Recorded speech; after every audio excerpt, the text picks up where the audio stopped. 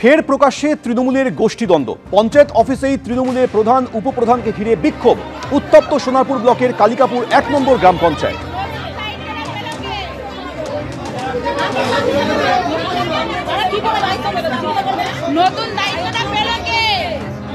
তৃণমূলের দুই পঞ্চায়েত সদস্যের বিরুদ্ধে হেনস্থার অভিযোগ উঠেছে। স্থানীয় এক স্বনির্ভর গোষ্ঠীর কমিটি গঠন ঘিরে গণ্ডগোলের সূত্রপাত। পঞ্চায়েত অফিসে যখন তৃণমূল পরিচালিত কালিকাপুর ১ নম্বর পঞ্চায়েতের প্রধান ছিলেন, অভিযোগ সেই সময়ই অফিসে এসে তাদের উপর চড়াও হন দুই পঞ্চায়েত সদস্য সাইনাজ বেগম এবং রবীন মণ্ডল। ৫০ জনকে নিয়ে তারা পঞ্চায়েত অফিসে ঢুকে পড়েন বলে অভিযোগ। দুই গোষ্ঠীর মধ্যে তীব্র বাদানুবাদ শুরু হয়ে যায়। পঞ্চায়েত প্রধানকে মারধর করা হয়, গালিগালাজ করা হয় বলে অভিযোগ।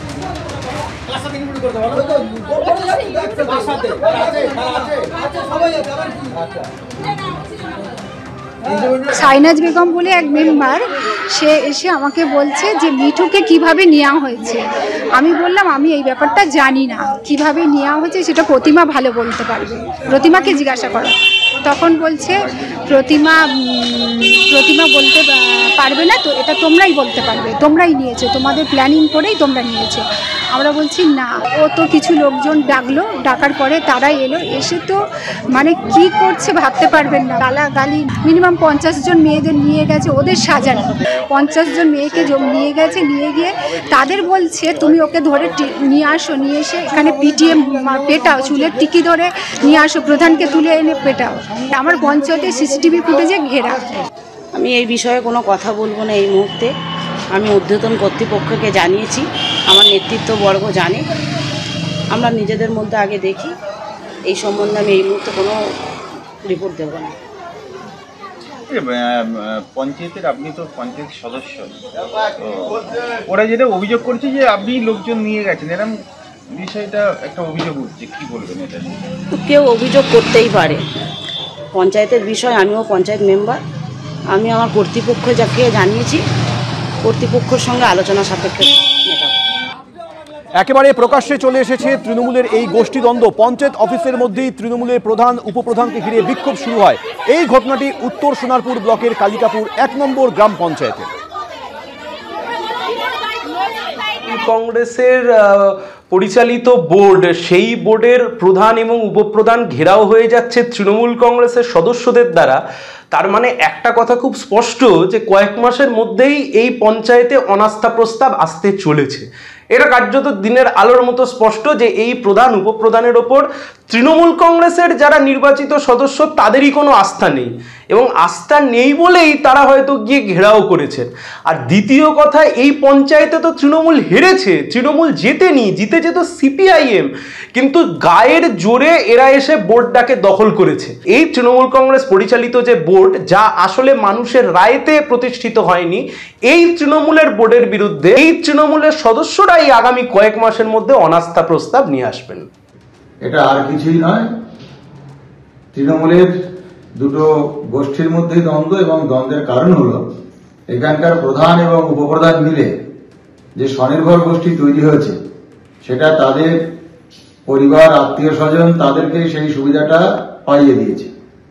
এমনকি ওই পঞ্চায়েতের অন্যান্য সদস্যরা এটা জানেন না, প্রধান এবং উপপ্রধান মিলে এই দুর্নীতিটা করেছেন। সেই জন্য তৃণমূলের অন্য যে সমস্ত সদস্যরা তারা গিয়ে প্রতিবাদ করেছেন। এখানে যে সংখ্যালঘুরা এবং যে তপশিলীরা আছেন তারা সুযোগ সুবিধা থেকে বঞ্চিত হচ্ছেন। তাদের যে ন্যায্য প্রাপ্য, স্বনির্ভর গোষ্ঠীর মাধ্যমে যে ন্যায্য প্রাপ্য, সেটা তারা পাচ্ছেন না। এই স্বজন পোষণের বিরুদ্ধে তৃণমূলের আর একটা গোষ্ঠী তাদের আক্রমণাত্মক ভঙ্গিতেই তারা সেখানে গিয়েছে। আরজিকর কাণ্ডের প্রতিবাদে বিনা অনুমতিতে মিছিলের অভিযোগে মামলা হয়েছিল, সেই মামলায় চার্জশিট পেশ করল পুলিশ। মেট্রো চ্যানেলে অনশনের সময় বিনা অনুমতিতে মিছিল করা হয়েছিল। বিনা অনুমতিতে মিছিলের অভিযোগে ব্যাংশাল কোর্টে মামলা হয়েছিল, সেই মামলায় হেয়ার স্ট্রিট থানার তরফে চার্জশিট পেশ করা হয়েছে। চার্জশিটে নাম রয়েছে অনিকেত মাহাতো, কিঞ্জল নন্দ, দেবাশিস হালদার, আশফাকুল্লাহ নাইয়ার। এছাড়া চিকিৎসক তমনাশ চৌধুরী, উৎপল বন্দ্যোপাধ্যায়, পুণ্যব্রত গুণের নামও রয়েছে এই চার্জশিটে। যেটা বলার সেটা হচ্ছে যে যখন এই ঘটনাগুলোতে ডাকছিল, তখনই আমরা বলেছিলাম যে প্রায় 12 মাস আগের একটা ঘটনাকে কেন্দ্র করে এতদিন পর তলব কেন? তাহলে এর কোনো উদ্দেশ্য থাকতে পারে না।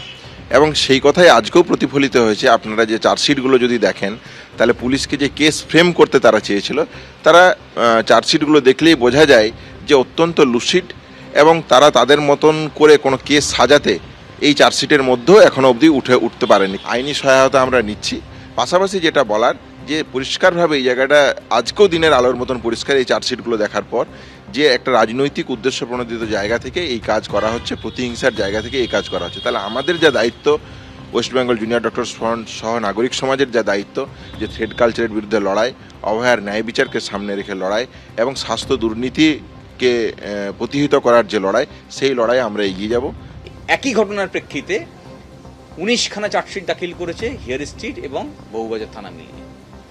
এই প্রতিবাদে প্রত্যক্ষ এবং পরোক্ষভাবে পার্টিসিপেট করেছে। এই সামিল হওয়া লোকগুলোর বিরুদ্ধে এই চার্জশিট হয়েছে এবং তার মধ্যে বেছে নিয়েছে যারা বাঁশ দিয়ে সহায়তা করেছে, মানে যারা ওই মঞ্চ বাঁধার জন্য বাঁশ দিয়ে এসেছিল, যারা ওই মঞ্চটা তৈরি করার জন্য সাহায্য করেছিল। এইসব গরিব, সে ট্রাক ড্রাইভার হতে পারে, ভ্যান চালক হতে পারে বা ডাক্তার হতে পারে, কাউকে ছাড়েনি যারা এই প্রতিবাদে সামিল হয়েছিল। সন্দেহে যা আইনি পদক্ষেপ নেওয়ার তা আমরা নেব। সেটা হতে পারে ট্রায়াল কোর্টে আমাদের নির্দিষ্ট আইনি প্রক্রিয়ার মধ্যে বা কলকাতা হাইকোর্টের দ্বারস্থ হয়ে সেটাকে কোয়াশিং করব। এবিপি আনন্দ, এগিয়ে থাকে, এগিয়ে রাখে।